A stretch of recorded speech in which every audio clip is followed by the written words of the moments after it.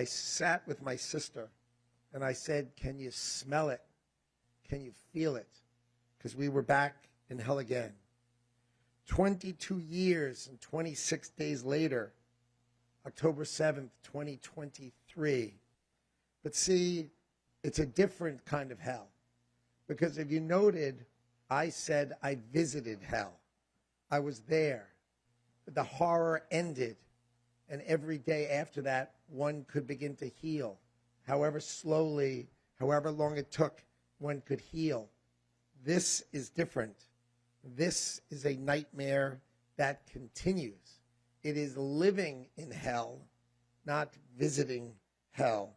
So one cannot heal while one is being stabbed. One cannot heal while one is bleeding. It must end before even the remotest beginning of healing can begin. We need to have the hostages released so we can move forward. I am thankful to serve in the Trump administration because Donald Trump is the driving force of peace in this world. He's the driving force of peace. Each and every time someone brings up either Gaza, October 7th, or any other event, he reminds whoever asked, he reminds everyone in the audience what happened that day, who we are dealing with, and what we are dealing with. He not only doesn't forget, he works hard to remind the world what is happening. He has selected incredible people. Secretary of State Marco Rubio, an incredible person, driven and always driven on the side of the hostages and the families. Right? Ambassador Witkoff, amazing. Jared Kushner, extraordinary. These people are driving toward peace, driving for getting our hostages back. So I just want to thank you. We are honored to be in your presence for those who are hostages and their families. Each of us here today are honored to be with you on this really, really important day. And we just wanted to thank you for being here and make it crystal clear. Before this meeting, we had a breakfast hosted here in the Kennedy Center and had most of the cabinet members stand together with the hostage families to show that we are together. The United States of America is together with the hostages and the hostage families. We are a part of you, we are with you, and we will help get them home now. Thank you.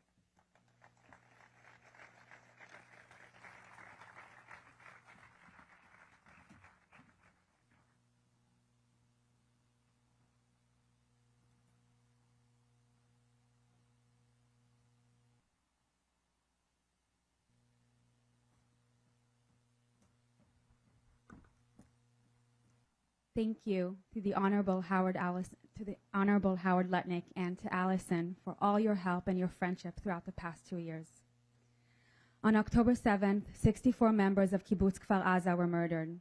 19 people were kidnapped, among them Gali and Zivi Berman, who remain in captivity, and Keith and Aviva Siegel. Keith Siegel survived 484 days in captivity. We are honored to invite him to speak here today. Keith.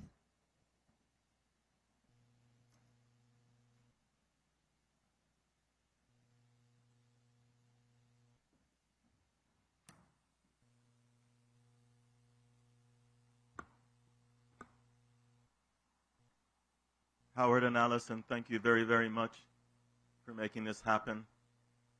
Shalom to all of you, and thank you very much for coming. I'm deeply honored to speak here today. My name is Keith Siegel. I was born in California and raised in North Carolina. Married to Aviva. We have 4 children. And we have 5 grandchildren. My home, Kfar Aza, was a peaceful kibbutz where Aviva and I built our home and raised our family for 41 years. It was a close-knit community filled with warmth and belonging. But on October the 7th, 64 of my friends and my neighbors were brutally murdered, and 19 were brutally kidnapped including my wife Aviva, myself, and Gali and Ziv Berman.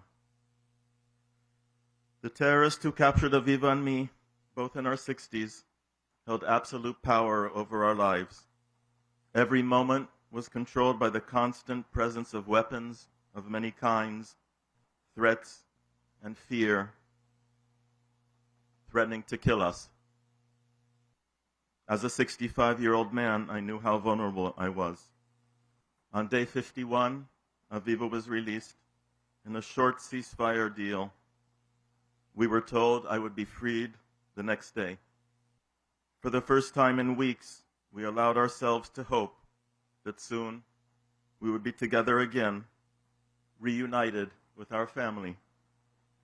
But 5 days after Aviva was released, the ceasefire collapsed, and I remained in Gaza.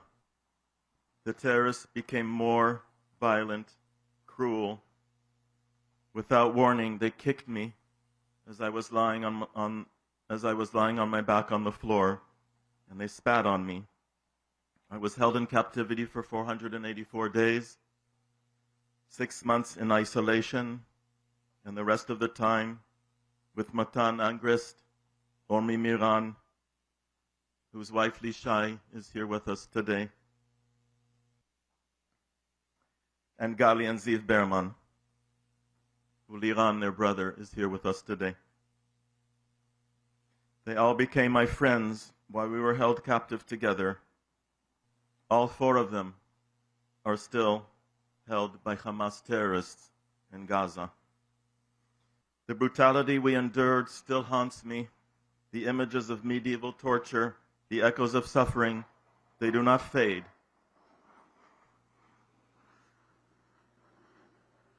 We were trapped in suffocating tunnels, left alone, 130 feet underground. We were starved, denied water, beaten, held in unbearable conditions, forced to make propaganda videos, and pressured to convert to Islam.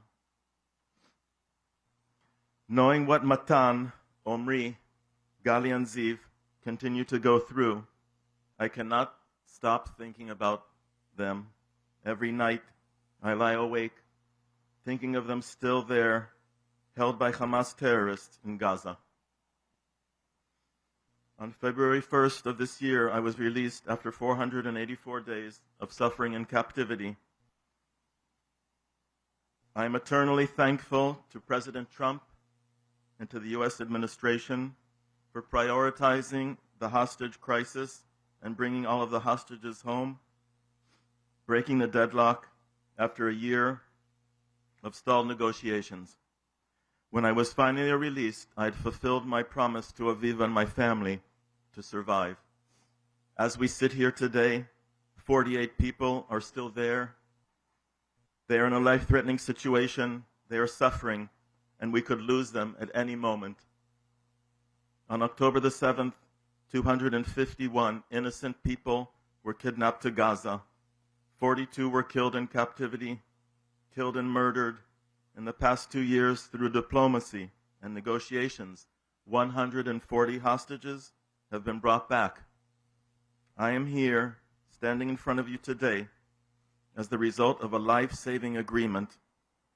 That agreement was secured through leaders who made it a priority, President Trump and the U.S. administration. For the past 2 years, the amazing community in the U.S. have worked tirelessly to amplify our cause.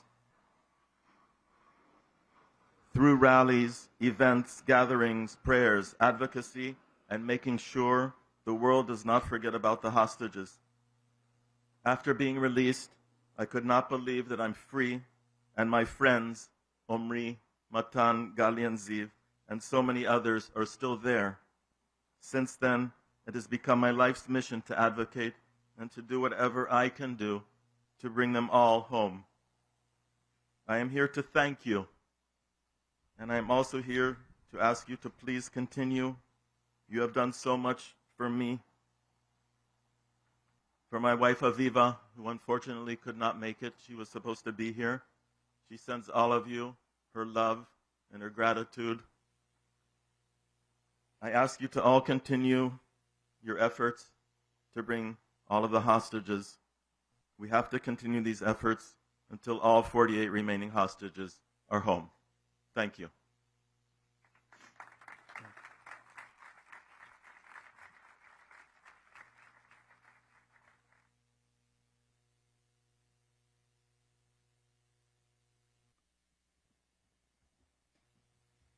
Good morning, everyone.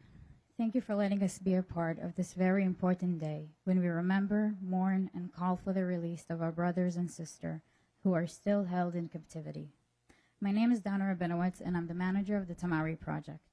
The Tamari Project is a musical initiative that was founded a few months after October 7th. In 2014, Tamari, Tamar Kedem Simantov, and the Dekel Chen family founded Bikurim, a school of excellence in music and art in Eshkol region, a place that I'm sure all of you now know due to tragic circumstances of October 7th. We, the Bikurim community, were a broken community. We lost friends, family members, and Tamari, her husband John, and their 3 young children, Shachar, Arbel, and Omer. Tamari was the rope that tied us all together. She was our principal, colleague, and dear friend. Tamari was a beautiful soul, an inspiring woman, an educator, entrepreneur, an artist, a dreamer, who worked tirelessly to make this world a better place. As individuals and as a community, we were also trying to cope with having people from our community in Gaza. Our goal is to keep spreading Tamari's light by creating music in her memory and calling for the release of all the hostages. And now I want to introduce you to the stage, the Tamari Project, with the song that Tamari and John walked down the aisle with. Thank you.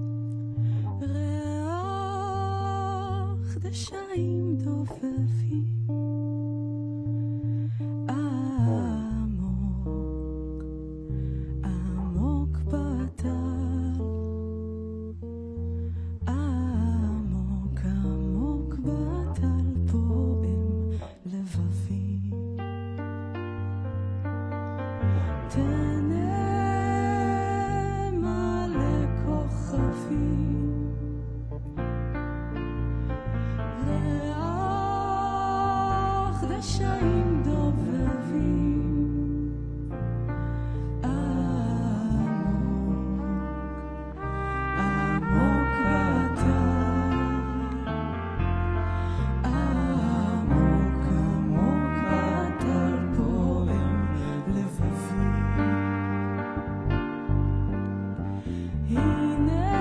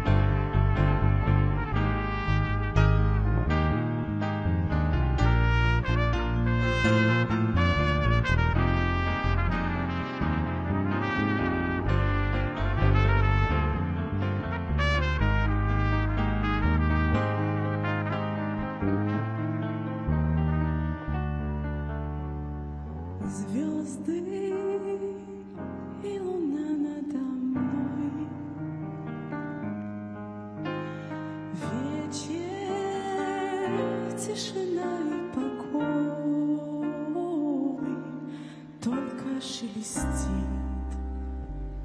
листва чуть-чуть. Ты меня, мой милый, не забудь, милый, не забудь.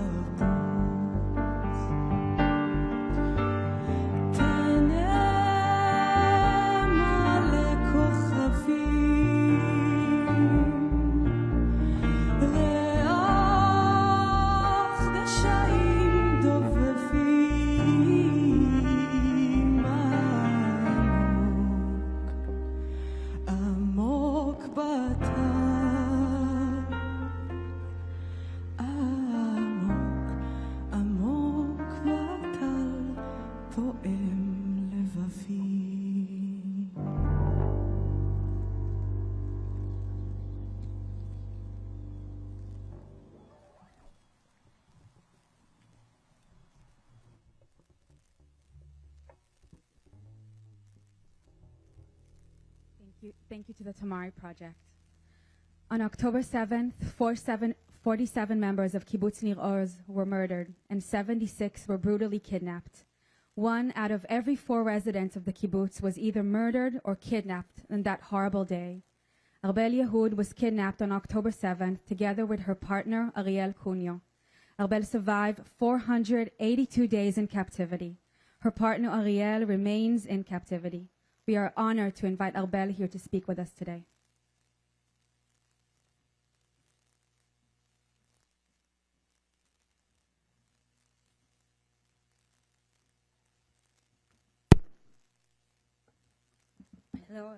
Hello everyone, and thank you for being here.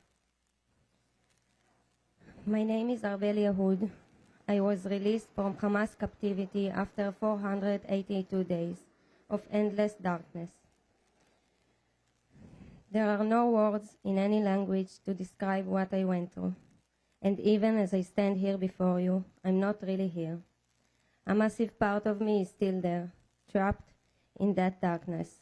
And I will remain there until my Ariel and everyone comes home. On that black day, I lost my beloved brother Dolev, a piece of my heart that will never return. I simply cannot lose the love of my life too. I am also speaking here today for Sylvia Cunyo, the mother of Ariel and his brother David, 2 sons still in captivity. She is a brave, heartbroken mother who doesn't have the power to stand here with me, but her pain is with me every moment. I've known Ariel since the day he was born. I fell in love with his huge heart, his quiet intensity, and his smile, the kind of smile that lights up every room. Before October 7th, we had a beautiful life together on our kibbutz, in Kibbutz Nir Oz. A simple life, a life full of love. We loved to travel, cook, dance in our living room, and lie under the stars at night. We had plans to get married. We were happy. That morning, we woke up to the sound of sirens and explosions. We ran into the safe room. Then we heard gunfire, and we knew the terrorists were inside the kibbutz. They broke in, found us hiding under the bed, and shot our little puppy Merv right before our eyes. They beat us, broke 2 of my ribs, and injured Ariel badly in the head. Then, after a moment of hesitation, they decided to take us hostage. They dragged us outside brutally. They threw us on a motorcycle heading to Gaza. We crashed near the fence. A violent mob surrounded us, beating and screaming. Then another group of terrorists took us from them and brought us into Gaza. There, they stripped us, interrogated us, humiliated us. At some point, they gave us traditional clothes and pushed us into another car. Ariel held my hand so tightly. Then suddenly, they opened the door and brutally tore him away from me. We didn't even get to say goodbye. That was the last time I saw him. In captivity, I was abused on a daily basis. They tried to erase who I am, body and soul.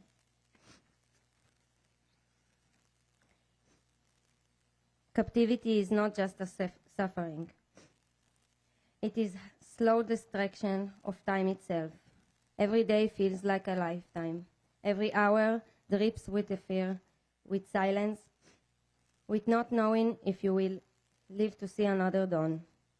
Try to imagine one day like that. 2 full years of darkness, of hunger, of not hearing your name spoken with love. It is not humanly possible to survive that, and yet Ariel and the others are still surviving, still waiting, still hoping. And that hope is the only light they have left. On the day of my release, they forced me to walk through a mob. People surround us, shouting my name, filming, celebrating. Thankfully, I survived. But even now, I'm not really free. I breathe, but I don't live. I live with unbearable guilt that I came back, and he didn't, and they didn't. Not yet. Since that day, I've been fighting for him. I met with leaders, speaking to anyone who will listen, trying to explain what it means to be a woman hostage in Gaza, to be alone, without light, without protection, waiting for a day that may never come. So I'm begging you, don't let those who survive this horror die in the dark. Every day that passes is an eternity of suffering. Thank you for everything you've done and continue to do for us. Please don't stop. I will forever be grateful to President Trump for saving my life and getting me home to my family, to my loved ones.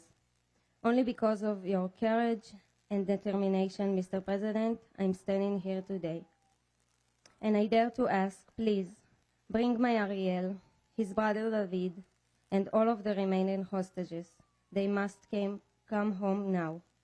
Thank you all for the bottom of my heart.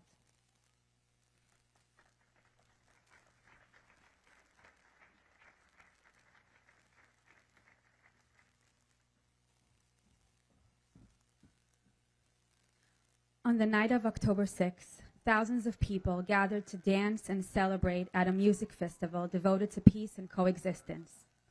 On the morning of October 7th, that celebration turned into tragedy. 364 people were murdered and 15 police officers were killed while trying to protect them. 44 people were kidnapped, hundreds were wounded, and thousands were left carrying the trauma of that day. With us here today is Mazal Tazazu, who survived the massacre at the Nova Festival on that dark day. Mazal, please join us.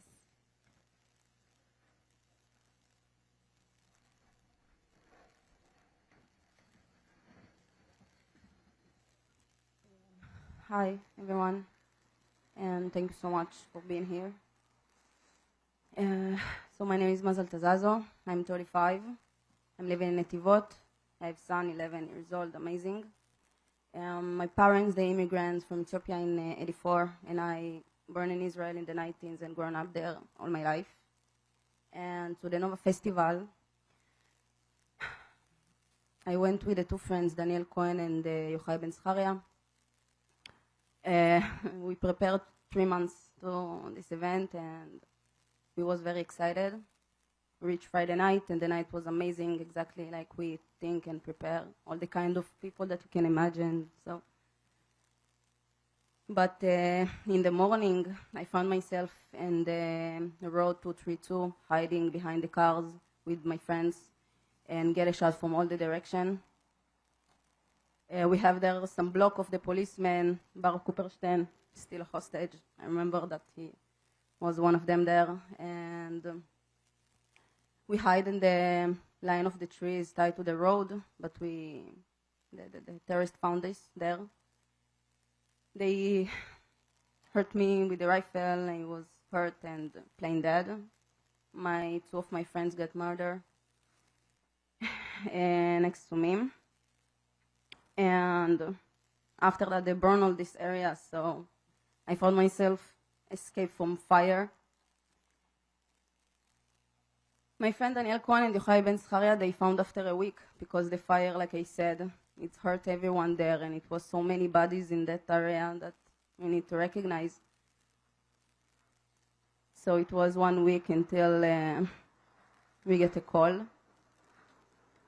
Since then, what can I say? I fighting, get every place that want to listen, because after the 7th of October, I get it that the image about Israel is so wrong because the people, all the terror organization, they work so hard to make all the world believe that Israel is place of they do apartheid and don't give the same rights and I don't know what, but this is the big lie. My girl was a gay, like Danielle, she was married with a girlfriend. I was almost kidnapped also. So maybe if I don't have that luck, you know me with a picture. So I pray to everyone come back. I fight to that, and thank you so much for giving me the place to talk. And what can I say? Thank you.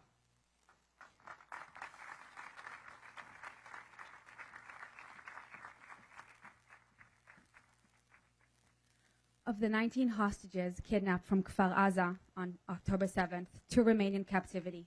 Twin brothers Gali and Ziv Berman, 28 years old. We are honored to invite their older brother Liran to come here and speak.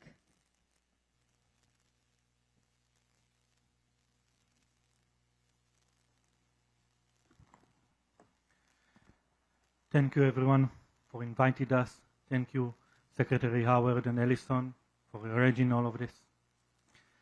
I stand here today 2 years since October 7th, the day my twin brothers Ziv and Gali were taken from us. 2 young men full of life, stolen in one terrible morning from their home in Kibbutz Kfar Aza. Ziv and Gali were born and raised in Kfar Aza. They were inseparable, best friends, twins who shared everything. They worked together as light and sound technicians and played on our kibbutz soccer team, the Kfar Aza Foxes. They loved music, working with their hands, building things, and helping others. Gali is the determined one, full of energy, always curious, always moving. He could fix everything, and he never gave up until he succeeded. Ziv is the joyful one. He loves life. He loves people. He loves making others smile. He has a weakness for shoes and perfumes, and he was never shy to remind Gali, who was the older twin. They are funny, loyal, and deeply loved by everyone who knows them. On the morning of October 7th, Hamas terrorists invaded Kfar Aza. They entered my brother's apartments, and the calls stopped coming by 10:30 a.m. I couldn't reach them anymore. In that silence, our entire world collapsed. That day didn't just take my brothers. It destroyed an entire community. Friends, neighbors, children, families who built their lives together were slaughtered. Some of the people I grew up with, played soccer with, celebrated holidays with, will never come back. Whole generations were wiped out in a single morning. The fields of Kfar Aza that once symbolized life and peace became fields of fire and death. For 2 years now, we lived not knowing what my brothers are enduring. Whether they are cold, whether they are hungry, whether they are still alive.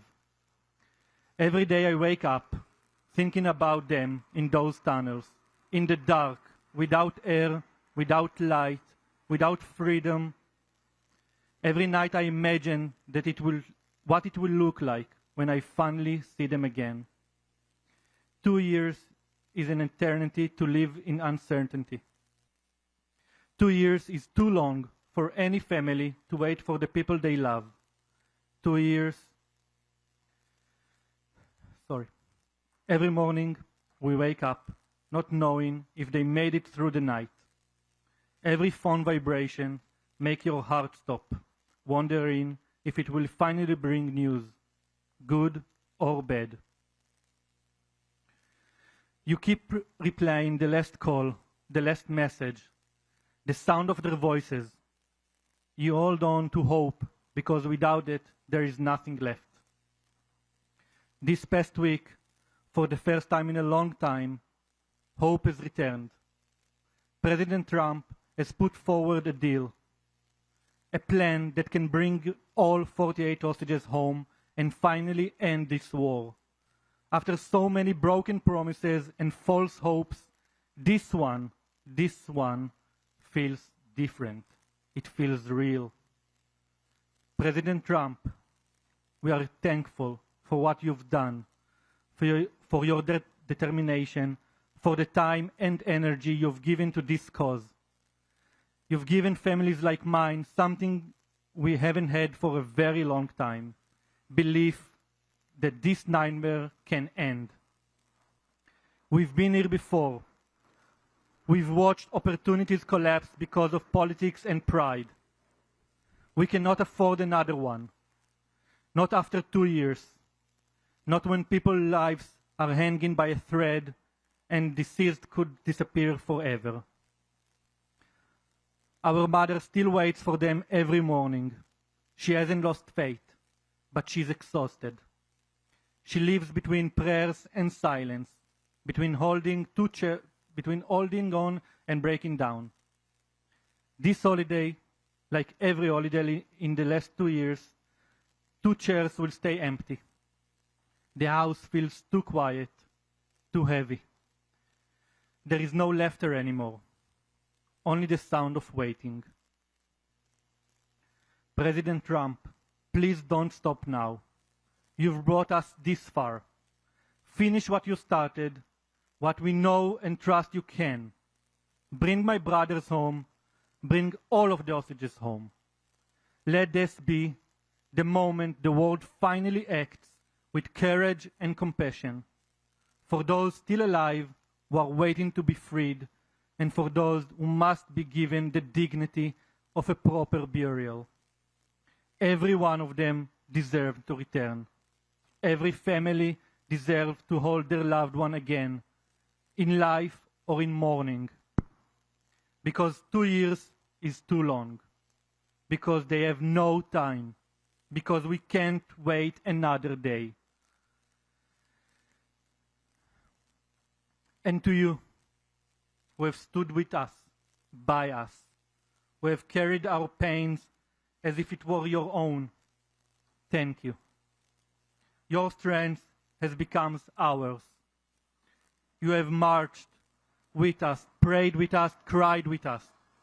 You have helped us keep our loved one names remembered when we were too tired to speak them out loud. Every time you showed up, every time you reminded the world that they are still there, you give us courage to keep going. Without you, we could not have made it through those 2 unbearable years.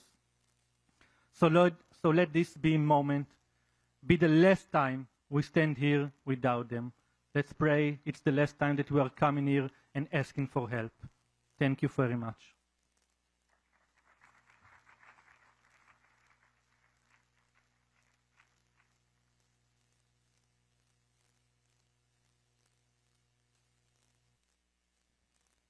From the 48 hostages, one of them is Lior Udaev.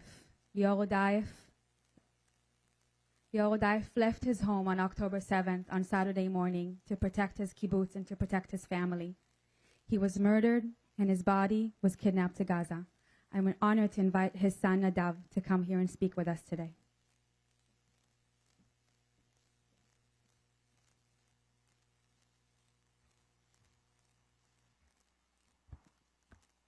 Hello, everyone.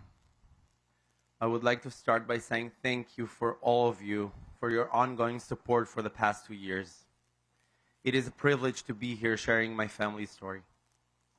My name is Nadav. I am the proud son of Lior Udaev. I was born in Kibbutz Nir Yitzchak, located southern of Israel, less than 2 miles from the border between Israel and Gaza Strip.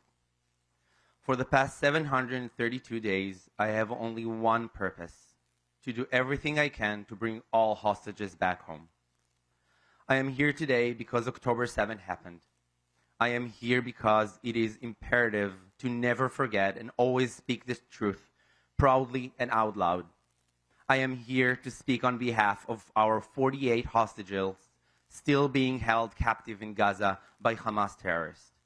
I am here because my dad was a hero. I would like to share a little bit about my dad. For over 40 years, he volunteered as a member of the first responder team of the kibbutz. In addition, he volunteered as a medic, as an ambulance driver for over 25 years in Magen David Adom, and was a frequent blood donor. 3 years ago, my dad suffered a massive heart attack. We begged him to slow down, but that wasn't his nature.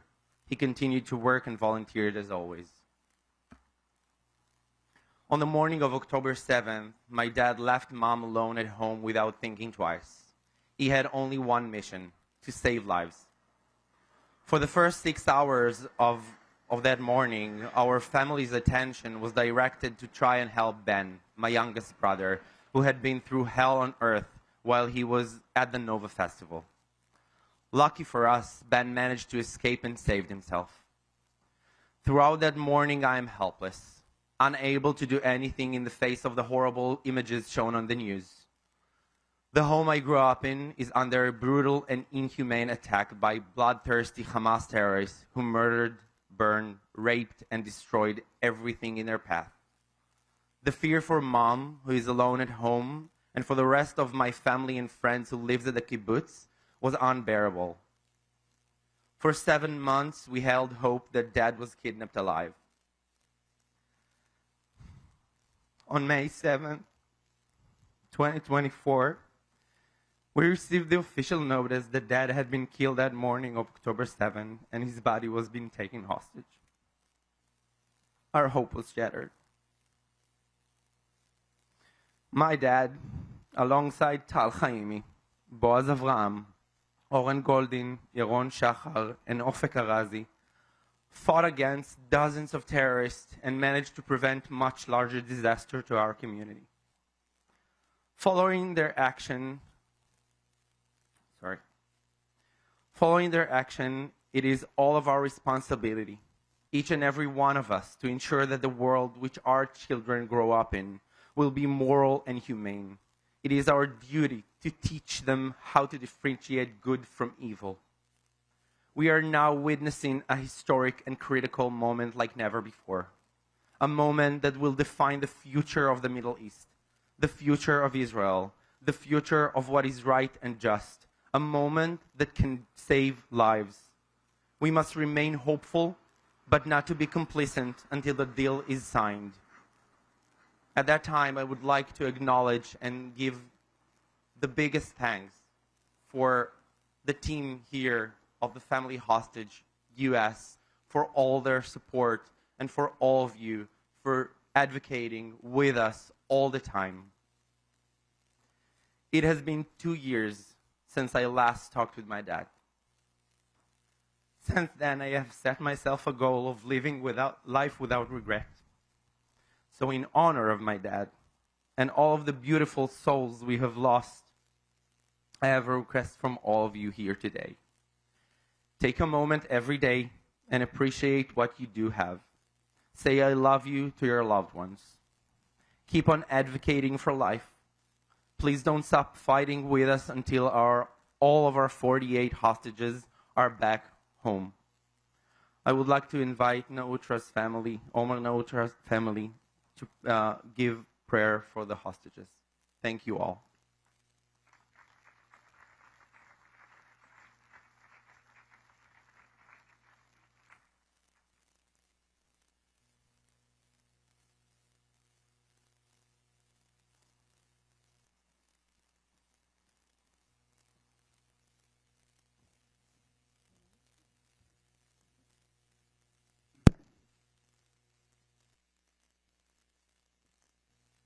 Our son Omer was born a month after 9/11 in New York City. At age 18, He went to Israel for a gap year.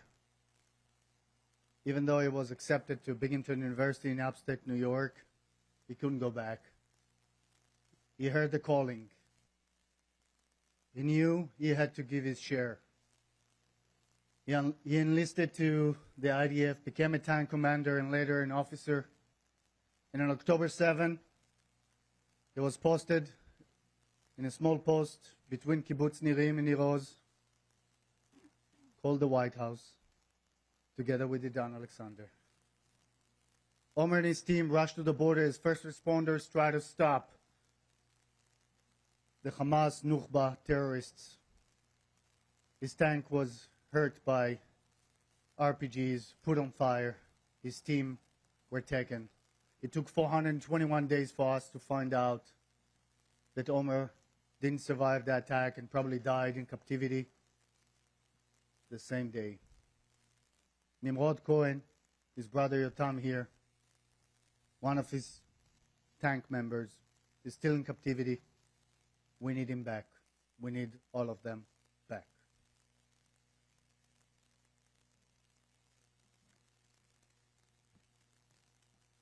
May the one who blessed our ancestors, Abraham, Isaac, and Jacob, Sarah, Rebekah, Rachel, and Leah, bless and protect our people kidnapped by Hamas and held captive in Gaza.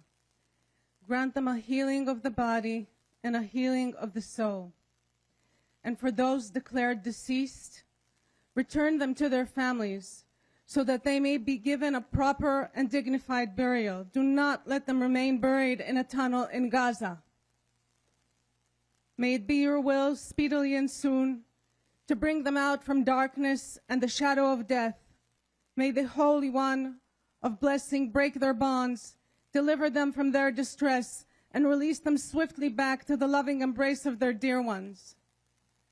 Act on their behalf, Lord.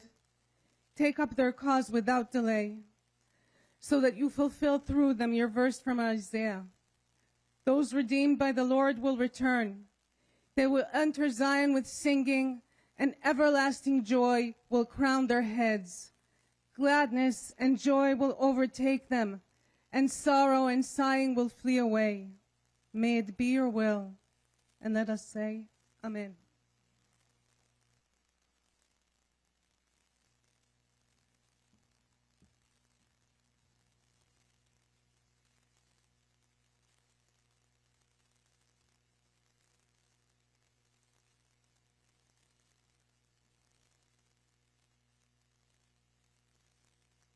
Before we conclude, in the face of these dark times, we echo the powerful words of Rachel and John Goldberg Polin, parents of Hirsch Goldberg Polin, who was murdered in captivity.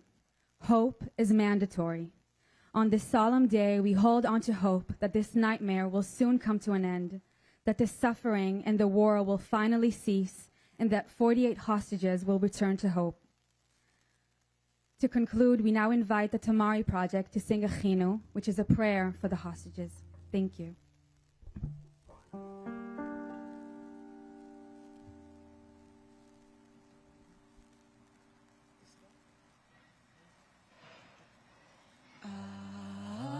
אחינו כל בית ישראל,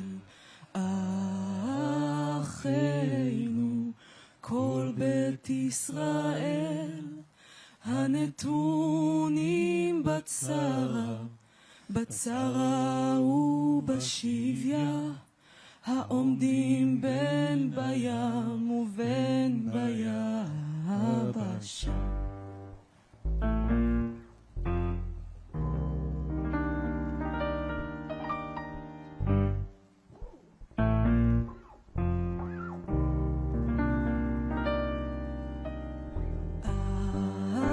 אחינו כל בית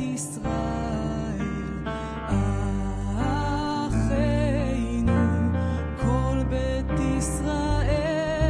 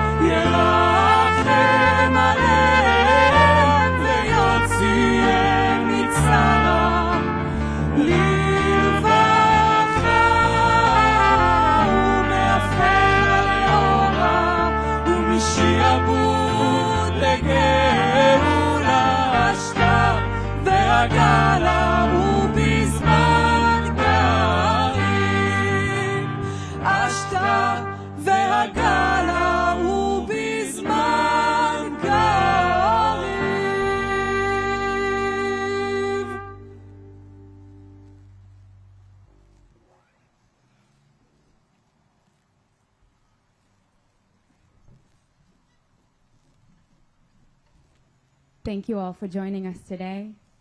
May we have a weekend of bsorot tovot. May this nightmare finally end within the next couple of days. Thank you for joining us. The press conference will start in 10 to 15 minutes. The press, please give us a few minutes and we will start. Thank you.